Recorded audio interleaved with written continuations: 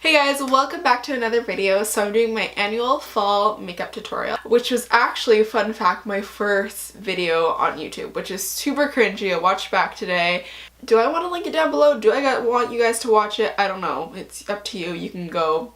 There's not many videos to go down to watch it, but it's so cringy. So for a fall makeup look, you're typically gonna get a nice warm, intense eye look with lashes, a red or berry lip. When you think of fall, there's like lots of heavy makeup going on, and I get that. Definitely from summer to fall I wear so much more. I'll start wearing foundation and stuff like that. I want to take a twist on it. I'm still doing like a darker lip, but I want to keep the eyes very simple and make the lip the focus. I was very inspired by Tony Surratt. I'll link down the video he did with Lisa Eldridge.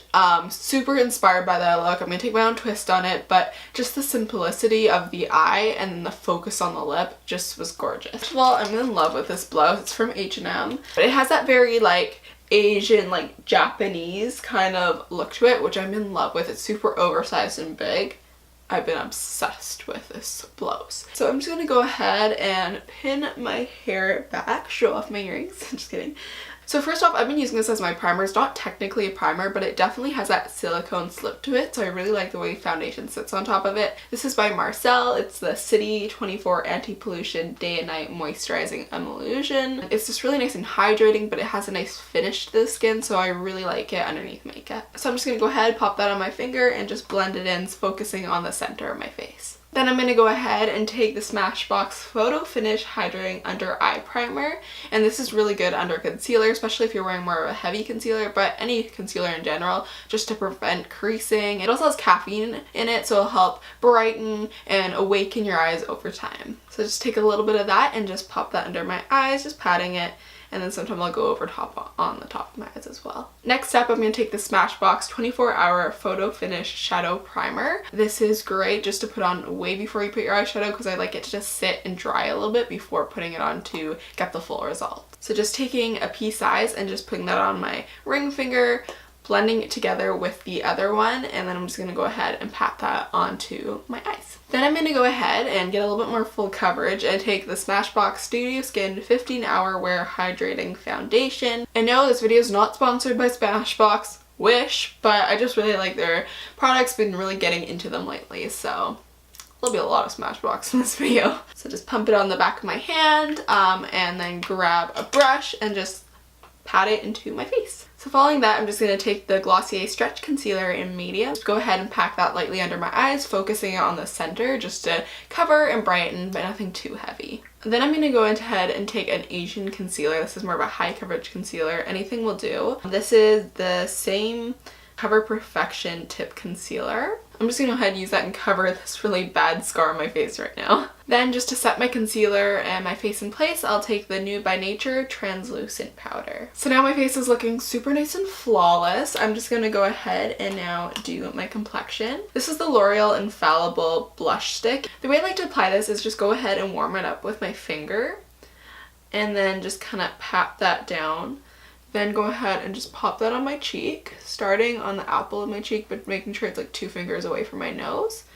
Then I'm just going to go ahead and take it up like that, and just thin it out. I learned this actually from Tony Surratt, this little application step, and it's life-changing. Literally just really just lifts and sculpts your face. Then I'm just going to go ahead and take the Beauty Blender and just pat around. Then I'm going to go ahead and take the Hoola Benefit Bronzer and just go ahead and give some warmth to my face and just a little bit more dimension. And just kind of blend it into my blush, so I just get this overall beautiful warmth and lifting effect. I'm going to go ahead and highlight the points of my face because my face is mostly matte. We just want to bring a little bit life to it. So I'm just going to go ahead and take the Pixi Glowy Gossamer Duo in Delicate Dew. It's more of a pink tone and one's more of a champagne. I'm just going to go ahead and mix them together. And then again, to just make that really sink into my skin, taking the Beauty Blender and just patting the edges. And this is typically where I'll do my brows, but my brows are already done just because I feel like you guys seen my brow routine so many times, and honestly it's kind of the same every time.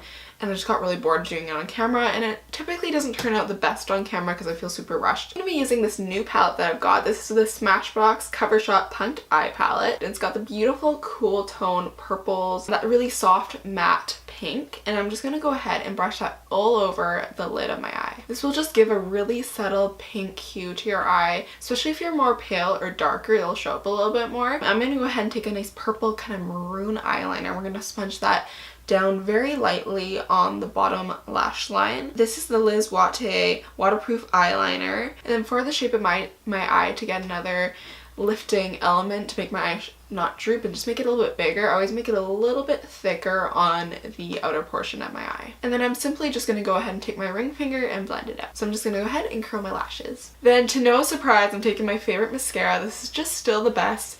It just, like, every time I put it on, it looks like I have like some fake eyelashes on, at least to me. This is the Essence I Heart Extreme, or I Love Extreme Volume Mascara in the waterproof, because the waterproof really holds my lashes in place and really keeps the curl. So I'm just going to go ahead and apply that generously to my top lashes, and then I'm going to go ahead and do something different on the bottom. This Burgundy mascara is nothing too intense. It doesn't have like a crazy burgundy look. Maybe if you put a white mascara on first, then you would notice it, but it's more just a subtle tinge of it. You're more gonna just notice that it's not a black mascara. I'm gonna go ahead and put that on my bottom lashes, and I love the way it looks with the smudged out liner. So I'm just gonna go back into the Smashbox palette and just take that top shade right here, which is a beautiful kind of pink tone, kind of in the same family as the one I held over my lid, and just put that in the inner corner, just to give a little bit of a brightening inner corner effect.